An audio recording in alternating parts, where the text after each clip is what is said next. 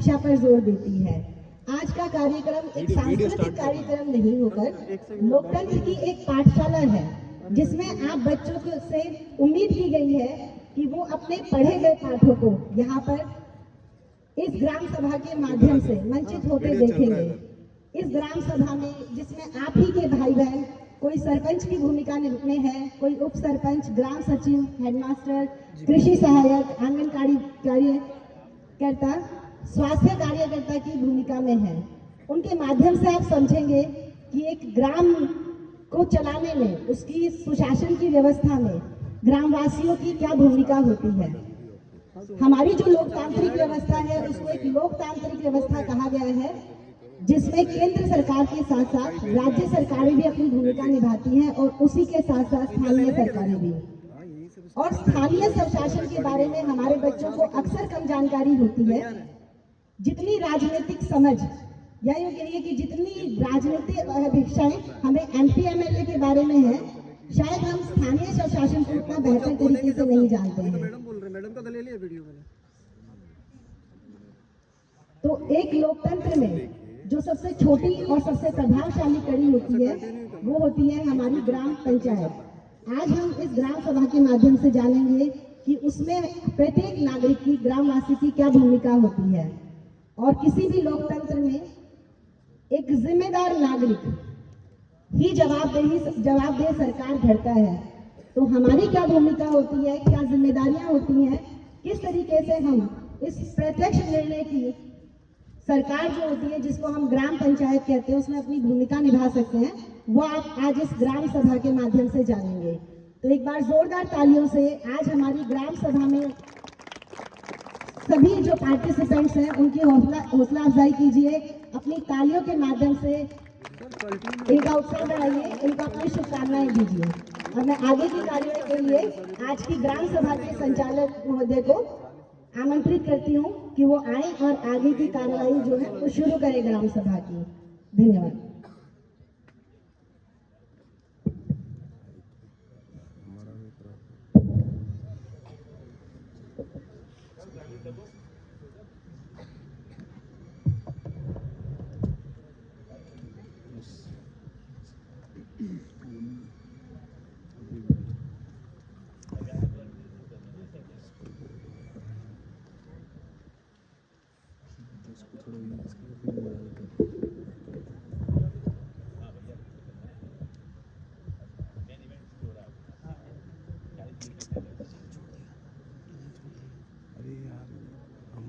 चल रहा है एक्चुअली, वो नहीं कर पाए, तो फ्लॉप है, उसको ध्यान नहीं है, ये भी डिस्टर्ब कर रहा है,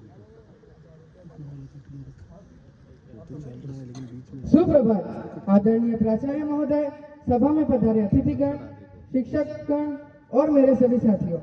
आज का दिन हम सबके लिए विशेष है, क्योंकि हम लोकतंत्र की जड़ों को समझने के लिए मॉडल युवा ग्राम सभा आयोजन कर रहे हैं। ग्राम सभा वह स्थान है जहां हर व्यक्ति की आवाज मायने रखती है, जहां निर्णय जनता स्वयं लेती है। आज हम विद्यार्थी यह सीखेंगे कि कैसे विकास के मुद्दे उठाए जाते हैं, किस प्रकार तर्क रखा जाता है और किस तरह सामूहिक निर्णय लिए जाते हैं। अब कार्यक्रम को आरंभ करने के लिए मैं सभी से विनम्र निवेदन करता हूं कि हम राष्ट्रगान के लिए खड़े हो जाएं।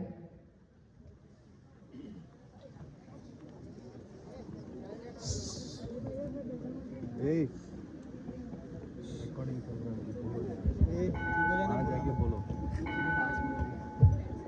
जनगण मन अधिनायक जय हे भारत भाग्य विधाता। पंजाब सिंध गुजरात मराठा द्राविड़ उत्कल गंगा। विंध्य हिमाचल यमुना गंगा उच्छल जलधि तरंगा। तब शुभ नामे जागे, तब शुभ आशीष मांगे। गाहे तब जय गाथा, जन गण मंगल नायक जय हे भारत भाग्य विधाता। जय हे जय हे जय हे जय जय जय जय हे। भारत माता की भारत माता की भारत माता की।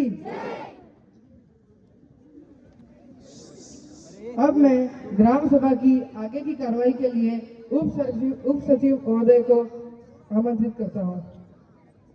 उप सरपंच महोदय। सभी वार्ड पंचों तथा कर्मचारियों और उपस्थित सदस्यों को मेरा राम राम। मैं आपका उप सरपंच यहाँ मौजूद सभी सदस्यों से आपका परिचय कराता हूँ। हमारे सरपंच साहब पृथ्वीराज जी,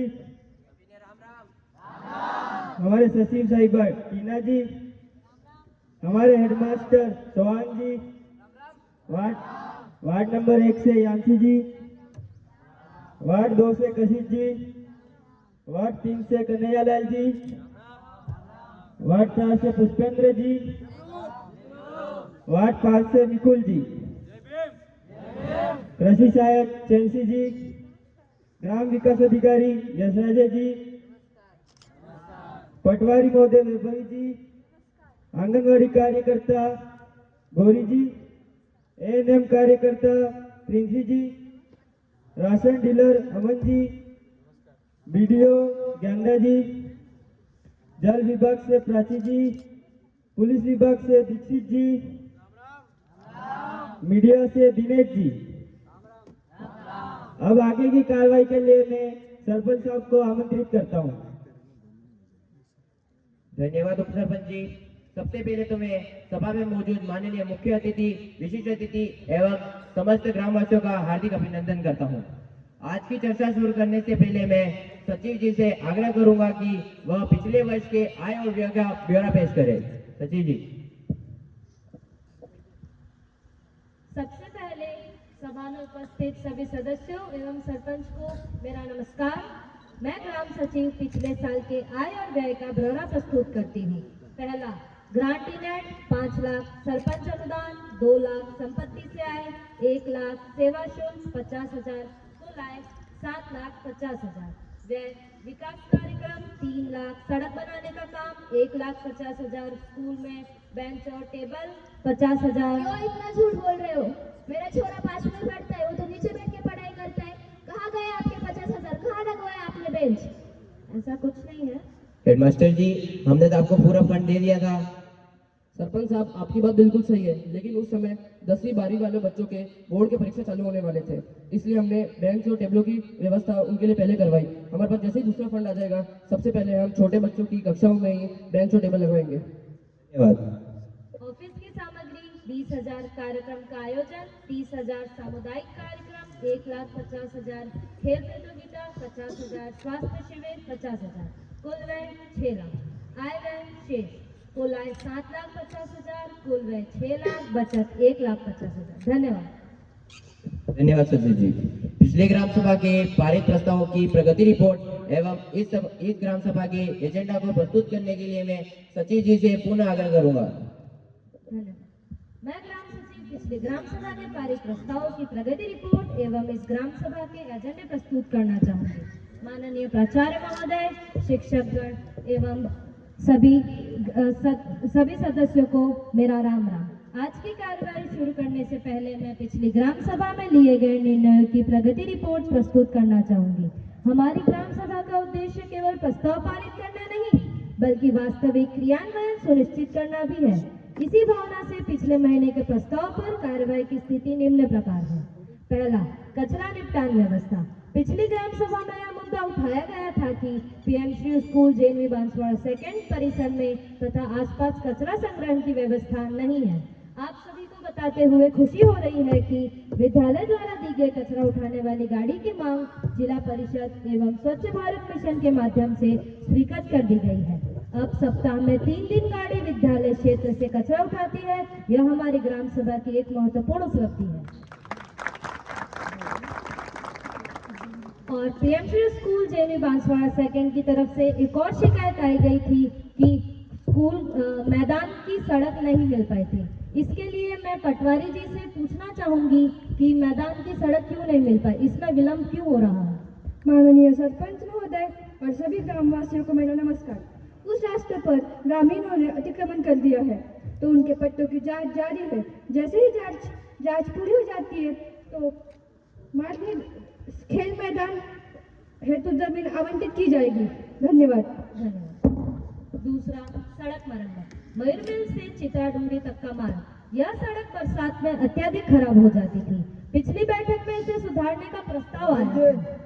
पिछली बैठक में भी बताया गया था कि सड़क खराब है, अभी तक उसमें सुधार नहीं हुआ है। क्या कर रहे हो आप? करा जाएगा, आपका सुधार करा जाएगा। ऐसा कुछ नहीं है। पीडब्ल्यूडी ने प्रधानमंत्री ग्राम सड़क योजना के तहत कार्य जारी करने का आदेश दे दिया है। 1 किलोमीटर सड़क का 22 लाख रुपए का बजट स्वीकृत हुआ है। आने वाले 2 महीनों में सड़क कार्य पूरा हो जाएगा। तीसरा, पेयजल उपलब्धता। नल कनेक्शन तो मिल रहे थे पर पानी घरों तक पहुंच नहीं पा रहा था। ग्राम सभा के हस्तक्षेप एवं जल जीवन मिशन से समाधान निकाला गया। गांव में नई पानी की टंकी स्थापित कर दी गई है, जिससे अब अधिकांश घरों में नियमित जलापूर्ति हो चुकी है। चौथा, बेरोजगार युवाओं के लिए कौशल विकास केंद्र। ग्राम सभा में युवाओं के कौशल विकास की आवश्यकता पहचान की गई थी और प्रधानमंत्री कौशल विकास योजना के तहत PMC school JNV Banswara second ने इस पर त्वरित कार्रवाई करने हेतु स्कूल स्तर पर स्किल डेवलपमेंट कक्षाएं शुरू कर दी है। यहाँ कंप्यूटर बेसिक, डिजिटल साक्षरता, टाइपिंग, बेसिक डिजाइनिंग एवं उद्यमिता जैसी ट्रेनिंग दी जा रही है। इस प्रकार हमारी ग्राम सभा केवल चर्चा का मंच नहीं बल्कि कार्यान्वयन का एक सफल मॉडल बन रही है।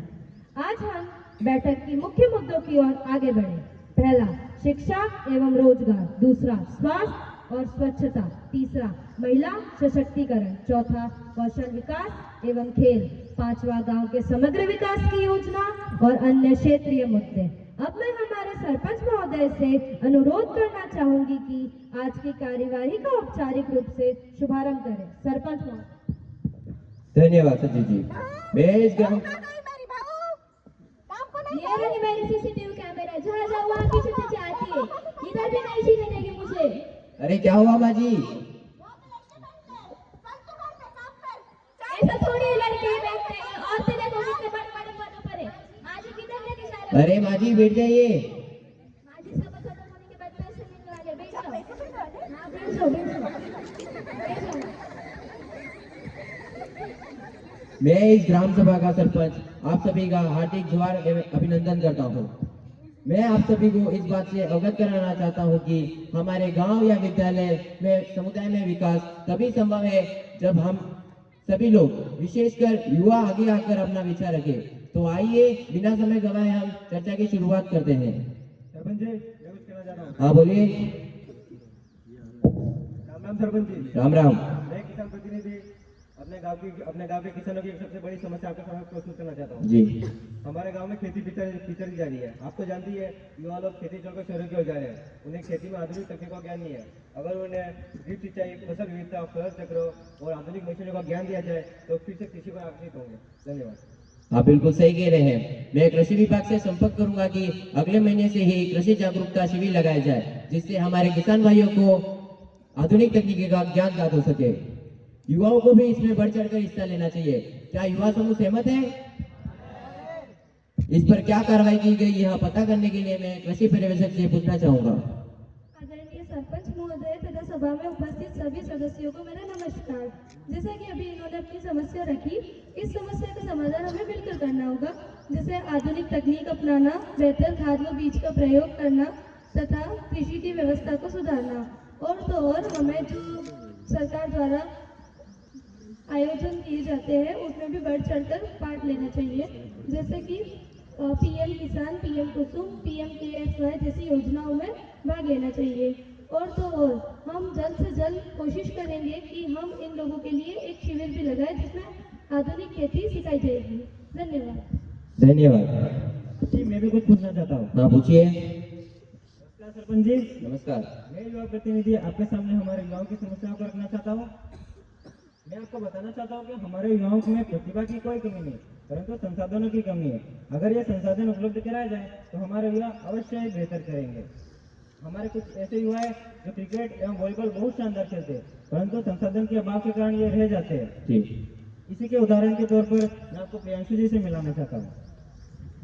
नमस्ते सरपंच जी। नमस्ते। आपको आश्वासन दिलाता हूँ कि अगर हमें ग्राउंड और खेल की सामग्री उपलब्ध कराई जाएगी तो हम अपने गाँव का नाम अवश्य ऊंचा करेंगे। जी। सरपंच जी, मैं आपको बताना चाहता हूँ कि केवल एक ही उदाहरण नहीं है, मैं ऋतिक जी के बारे में बताना चाहता हूँ। ये हमारे क्रिकेट के बहुत शानदार प्लेयर है, परंतु संसाधन के अभाव के कारण ये पीछे रह जाते हैं।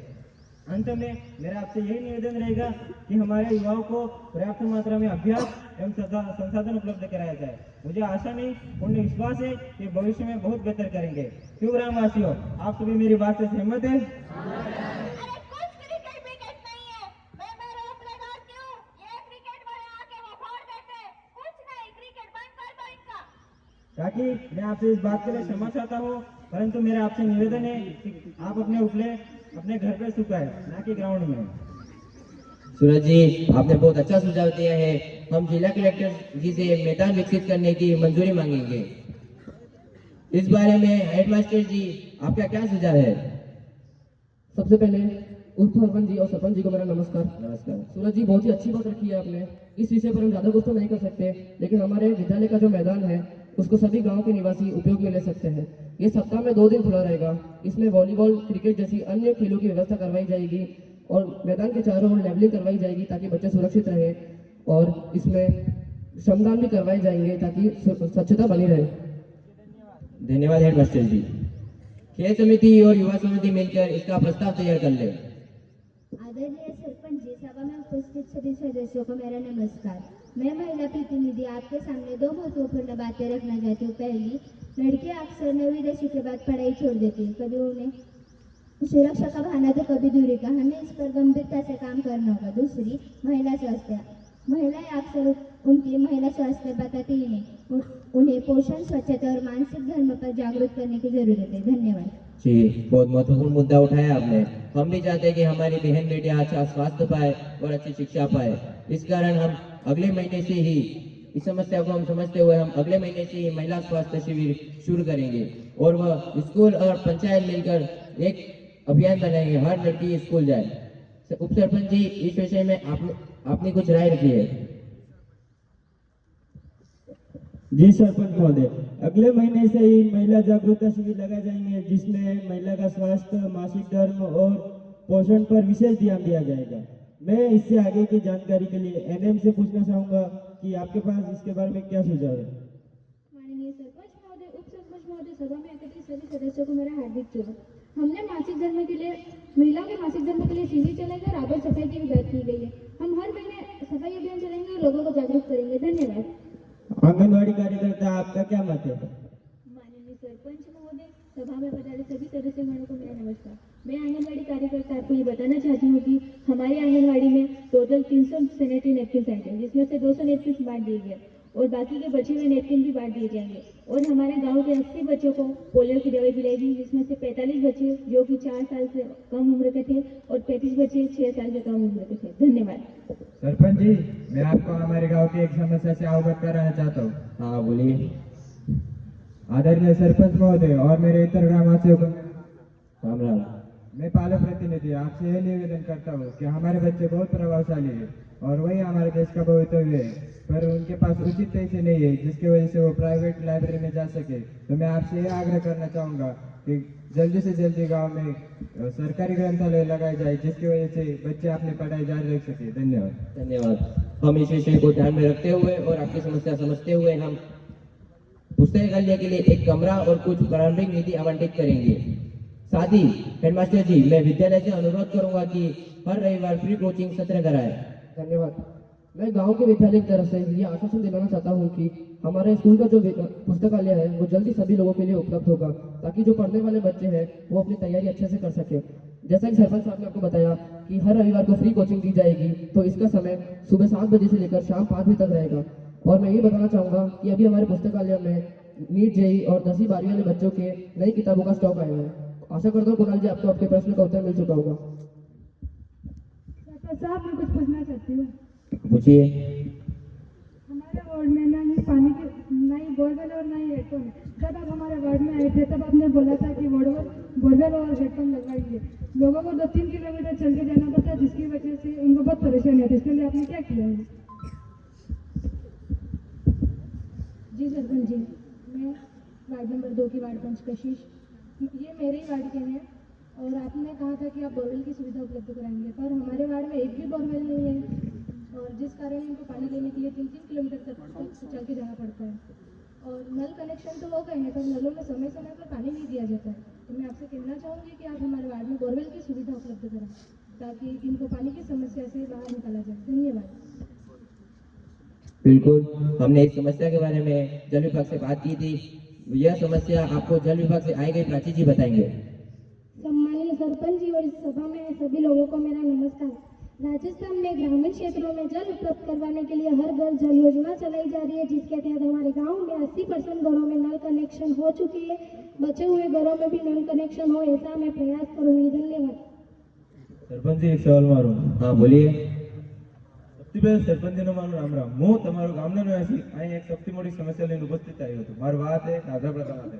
તમે જાણો છો નાદરા પ્રથા શું થાય? એક બૈરી બીજા હાથને દઈને જાય। કાલની સાથે અમિતજીન બૈરી ગેલાજી હાથે નહીં ગયા, અમિતજીન સો અનાથ થઈ જાય અને ભવિષ્ય ઉગડી જાઓ। એવું आगे શું करेगा? અને સુધા વાलों की समस्या हल करो ना। बिल्कुल। सरपंच जी, उप सरपंच जी और सभी गाँव वालों राम राम। राम राम। मैं वार्ड नंबर 5 में वार्ड पंच निकुल परमार। જેમાં ગુમેજી અમારા વાર્ડના हैं જેમાં કીધું એ વાત હાંસી और खूब मोटी समस्या है, जिन कारणे સૌનું ભવિષ્ય और जिंदगी पे उगड़ी जाए। सौरनों ने बल्कि घर परिवार तोड़े, हत्याकांड थे और लड़ाई झगड़ा थे, जिन कारणे घणा कांड भी थी शकी। એટલે આની સમસ્યામાં કોઈ જલ્દી સુધાર કાઢો और समाधान काढो। धन्यवाद। धन्यवाद, आपकी बात सही है, इस पर हम सोचेंगे। हमारे उप सरपंच जी इस विषय में अपना पक्ष रखना चाहेंगे। बोलिए उप सरपंच जी। जी હું તમારી વાતથી સહેમત હું। આ પ્રથા ઘણી ગલત है कि एक બૈરી બીજાના તે નાદરે જાતી રહે, જેનથી कि સોરાનું ભવિષ્ય બગડી જાય। આનમાં વિચાર કरूंगा कि सबन एक થવું પડેगा, जिनसे कि આનમાં કોઈ કડું निर्णय લેવું પડેगा। उप सरपंच जी तुम्हारा बૈરી हरते है? बढ़िया है। अगर तुम्हारा बૈરી को लेने जाए तो मार देगा, खराब लगेगा। अगर तुम्हारी खराब लगेगा तो बीजा चलेगा। शांति रहो। आनमा તમે કાઈ કરી શકાય, એમને સમાજ કોઈ કાઈ કરી શકેगा। તમે ભાઈ જાઓ શાંતિ થી। सरपंच जी, मुझे भी कुछ समस्या है बोलिए। कि जो विधवा महिला है उनको पेंशन नहीं मिलती। मेरी खुद की सास है, उनको भी पेंशन नहीं मिलती। अगर पेंशन मिलती तो उनकी दवाई पानी का खर्चा निकल जाएगा। इस पर कुछ सुझाव निकालिए। बिल्कुल। मैं वार्ड नंबर 1 की वार्ड पर। माजी जी आप शांत रहिए, आपको मिल जाएगी पेंशन। जी सरपंच जी, मैं वार्ड नंबर 1 की वार्ड पर इनकी बात से सहमत हूँ। विधवाओं को जो पेंशन मिल रही थी वो कुछ महीनों से नहीं मिल रही है। आदमी तो बाहर जाकर कमा लेंगे, बेचारी औरतें कहाँ जाएंगी? जो पेंशन वितरण है उसको निरंतर किया जाए ताकि अपना घर खर्च संभाल सके। धन्यवाद। हमने इस विषय पे वीडियो से वार्तालाप की थी। आप इसकी समस्या समाधान आप वीडियो जी आप कीजिए। सबसे पहले सरपंच जी और सभी ग्रामवासियों को नमस्ते।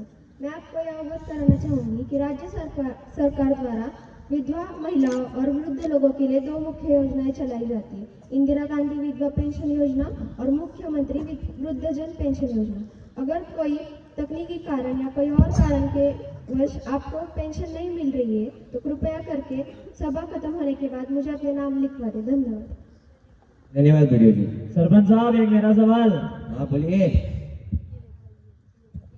अरे आराम से काका, आराम से।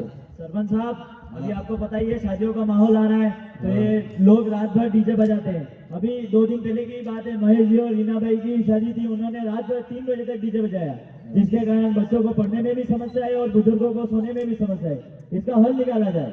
बिल्कुल निकालेंगे। सरपंच साहब राम राम राम। राम साहब राम राम। रामाशेन मां राम राम। अरे प्रेम जी भाई दंगा ही जाएगा, सोना बेरो बढ़िया। अरे मेंबर साहब बुद्धा बात है, बात करो बुद्धा बात है। सरपंच साहब रूपलाल जी कही रहा है कि डीजे बंद आओ है। बड़मोड़ी बात है कि बिल्कुल ऐसे मत हो। अगले महीने मां सोना शादी है, मोते ने फूलों को काटूंगा, धूमधाम से काटूंगा। अगर हम शादी में खर्चो नहीं करेंगे तो कई खर्चो करूंगा, बताड़ो तमें।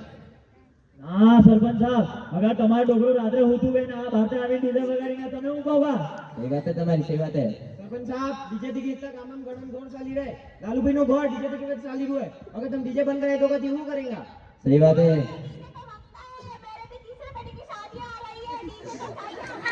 अरे माजी शांत लीजिए, आप शांत लीजिए। ग्रामीण की भी बात सही है और वार्ड पंच जी आपकी बात भी सही है, पर लेकिन अब अपने को व्यक्तिगत लाभ से हटकर समाज के हित में सोचने की जरूरत है। इसके दुष्परिणाम को ध्यान में रखते हुए हम सबको मिलजुल कर निर्णय लेने की आवश्यकता है। સરપંચ સાહેબ તમાસુરો પડની છે એટલે પારકાસુરો પડની આપણે કેમ દેખવું પડે? હું સમાજનું કહી દો અગર માસુરો પડને હું ડીજે ને લાવો એ વાત नहीं થઈ रे। तुम्हारी बात सही है सर मेंबर साहब, इसके लिए अपन पुलिस विभाग से पूछ लेते हैं कि उनके पास इसका कोई नियम वगैरह है। नमस्कार सरपंच जी। नमस्कार। प्रशासन और सरकार द्वारा इसका एक प्रावधान है कि रात में 10 से सुबह 6 बजे तक सारी डीजे जैसी अन्य गतिविधियां बंद करा दी जाएंगी।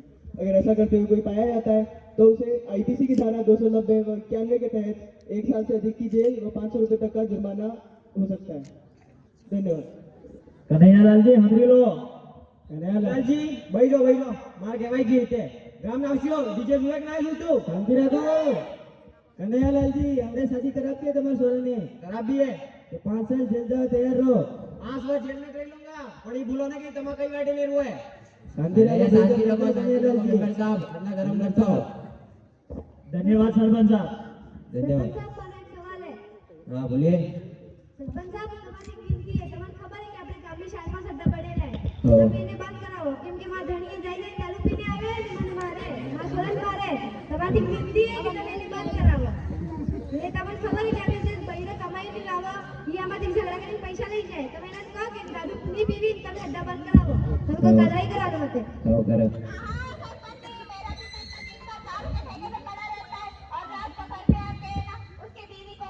हाँ हाँ मुझे बहुत मारता है रोज।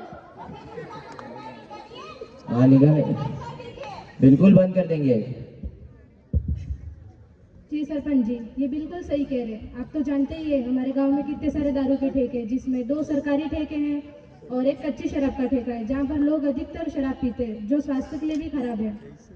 ये बड़ी मुश्किल से बाहर जाके काम करते हैं और पैसा इकट्ठा करके ताकि अपने बच्चों की उच्च शिक्षा के लिए और अपने भविष्य के लिए जमा कर पाए। पर आप तो देख ही रहे हो इनके पति इनको मारते हैं और फिर इनके सारे जो जमा राशि है उनको लेके दारू पीने चले जाते हैं। तो इससे बड़ी मुसीबत आ रही है इनको। तो मैं आपसे कहना चाहूँगी कि आप इसको बंद करें दारू वाले को और इसके ऊपर सख्त नियम बनाएं। धन्यवाद। हम लोग अगर तुम्हारे पति तुम्हारे दारू पीने मारे रखो अपने पति के रे हम तो संभाल के ही रखते हैं आपके जैसों की प्रहलाद काका शांति। अरे काका अरे प्रहलाद काका शांति रखो। शांति रखो। बहुत महत्वपूर्ण मुद्दा उठाया आपने वाड़पन जी।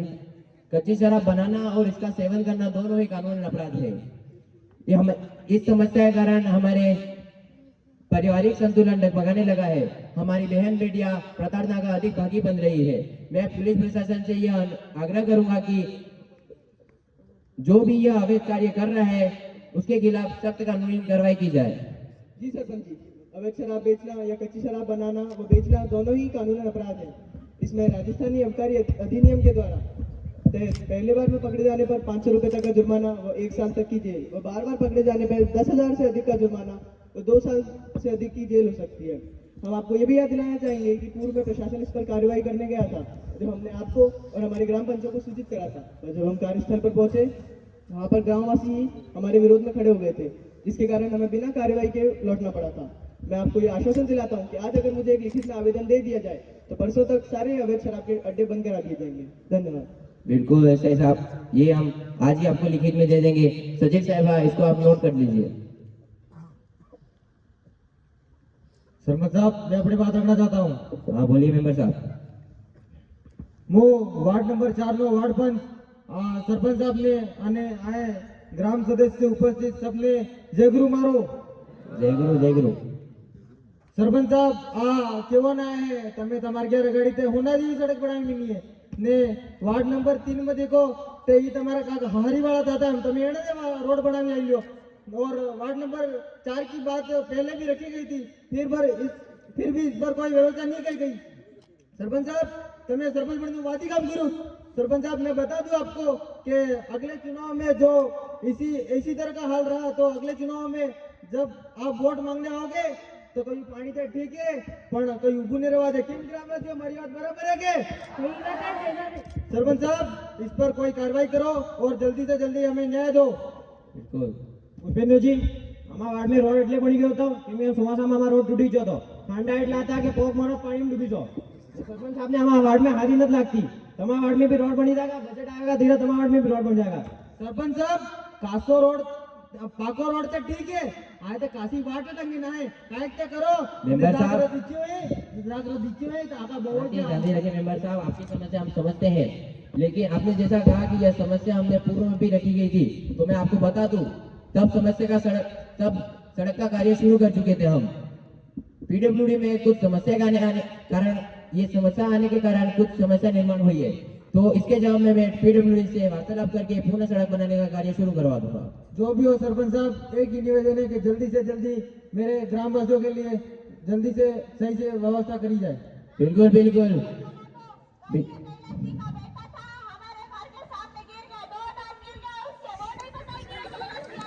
बिल्कुल मेंबर साहब, आपके वार्ड में विकास किया जाएगा। अगर कब होगा विकास? 3 साल से यही सुनते आ रहा हूँ, विकास होगा। कब करोगे विकास? ना स्कूल में कोई शिक्षक है, ना हॉस्पिटलों में डॉक्टर है। मुझे विकास चाहिए, कब करोगे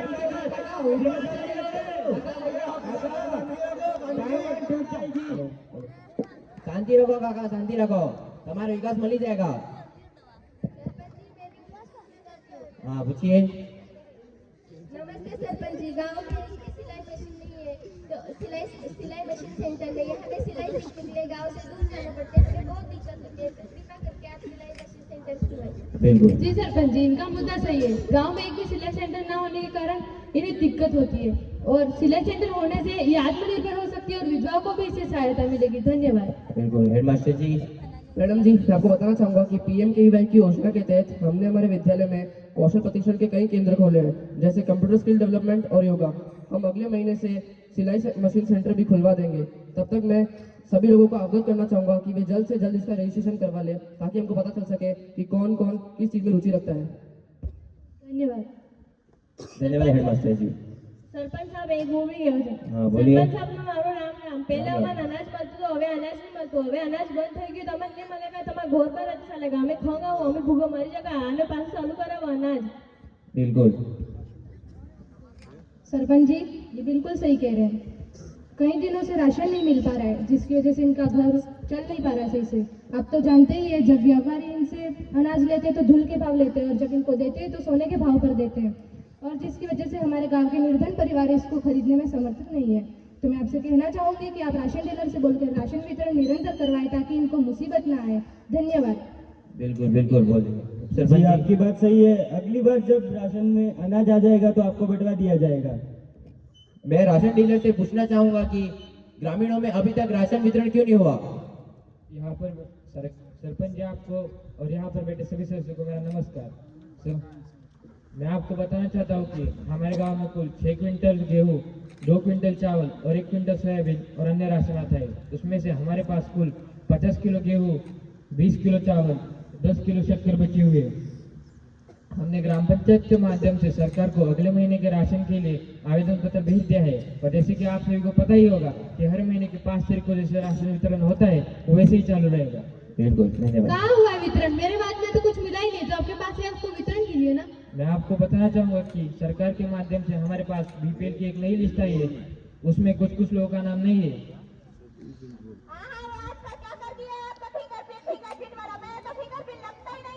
माँ जी, मैं आपसे क्षमा मांगना चाहूँगा और आपको कहना चाहूँगा कि उसमें हमारी कोई गलती नहीं है, उसमें आपके बेटे या बेटी की ही गलती है, जिसके कारण उन्होंने आपका राशन कार्ड सही समय पर अपडेट नहीं कराया।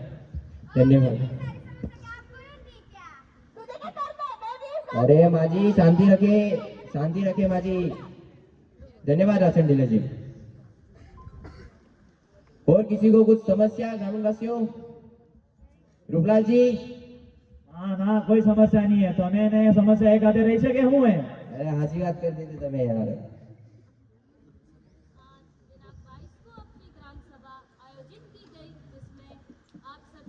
बढ़ चढ़कर भाग लिया, इसके लिए धन्यवाद। आज बहुत से मुद्दों पर चर्चा की गई और इसमें ग्राम सभा आगे की चर्चा करेगी। आज के मुद्दों पर कुछ पारित प्रस्ताव रखे गए हैं, जो मैं एक एक करके बताना चाहूंगी। सभी ध्यानपूर्वक सुने। पहला, मासिक स्वच्छता अभियान का संचालन। दूसरा, कौशल विकास एवं कंप्यूटर प्रशिक्षण केंद्र की स्थापना। तीसरा, खेल मैदान का विकास एवं खेल उपकरण उपलब्ध कराना। सरपंच जी, मेरा आप सभी गाँव वासियों से निवेदन है कि खेल कूद के मैदान के निर्माण के लिए आप सभी जो भी भामाशाह वाले लोग हैं वो आगे आकर अपनी तरफ से कुछ भेंट देकर पंचायत की सहायता करें, क्योंकि पंचायत के पास इतना पर्याप्त बजट नहीं होता है कि वह हर समस्या को हल कर सके। इसलिए हम सबको मिलजुल कर इसका निर्णय लेना होगा और कुछ ना कुछ भेंट देकर पंचायत की सहायता करनी होगी, जिससे आपके खेल मैदान जल्द से जल्द विकसित हो सकेंगे। मेरे 1100, मेरे 51 सचिव जी, यह सब आप राशि नोट कर लीजिए। 10,000, 150, 2500, 6,000। माँ जी, आपकी पेंशन मिल जाएगी, आप टेंशन ना ले। मेरे 1,000 1,000। मेरी तरफ से 5,000, 6,000, 5100, 5,000, 5,500 रुपया। हमारी तरफ से 30,000 मेरी तरफ से खेल सामग्री और लास्ट आखिर मेरी तरफ से 51,000 रुपए।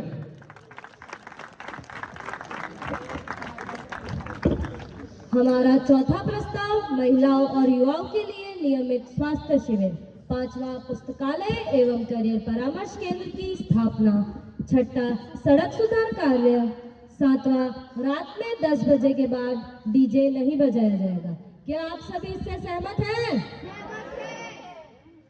8वां अवैध शराब के अड्डे बंद किए जाने चाहिए। क्या आप सभी इससे सहमत हैं? 9वां राशन समय से बांटा जाना चाहिए। यह सभी प्रस्ताव आगामी पंचायत बैठक और जिला प्रशासन को भेजे जाएंगे। अब मैं सभा का समापन करने के लिए सरपंच महोदय को बुलाना चाहती हूँ। सरपंच महोदय। धन्यवाद सचिव जी। आप सभी वार्ड पंचों को एवं सभा में बैठे सभी उपस्थित सदस्यों को मेरा धन्यवाद। आप सभी के आने से आज की सभा बहुत ही सकारात्मक रही। हमने समस्या भी सुनी और इसके समाधान भी तय किए। मुझे खुशी है कि हमारे युवा इतने जागरूक हैं। अगर आप इसी तरह सहयोग करेंगे तो हमारा गांव जरूर प्रगति की नई मिसाल बनेगा। आप सभी का धन्यवाद। आज की पंचायत का समापन इन शब्दों के साथ करते हैं, तो आप सभी खड़े हो जाइए।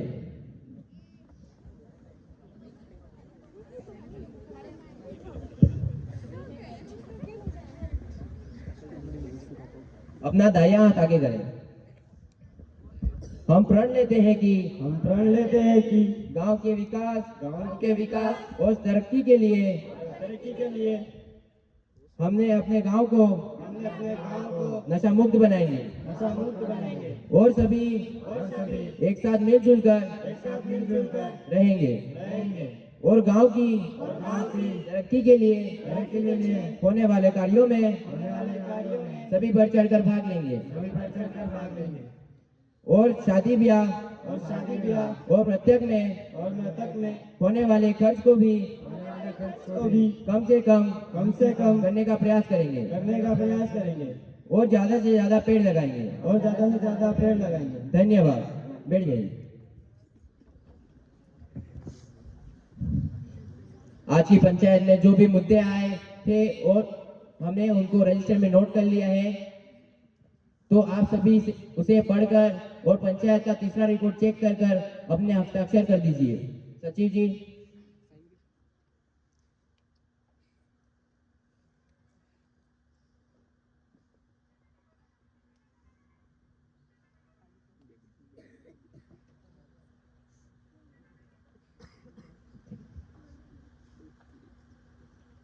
धन्यवाद।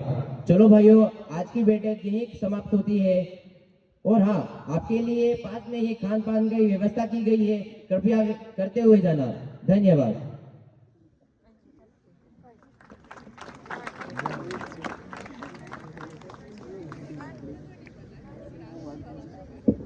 मैं सरपंच महोदय, उप सरपंच महोदय और सभा में बैठे सारे ग्रामवासियों का दिल से धन्यवाद करता हूँ।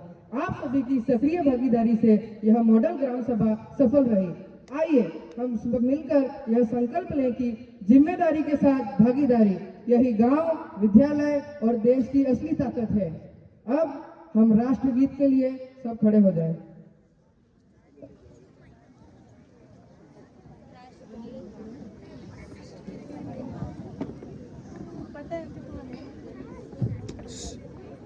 वंदे मातरम, वंदे मातरम, वंदे मातरम। सुजलां सुफलां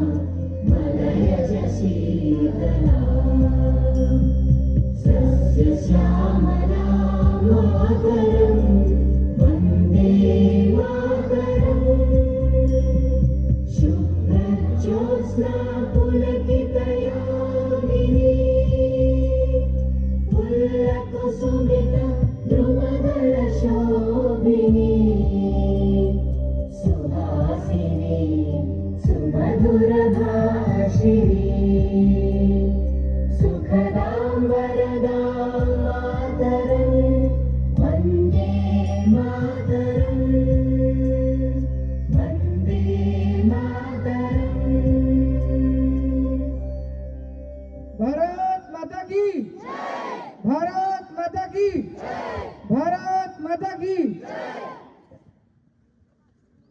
धन्यवाद।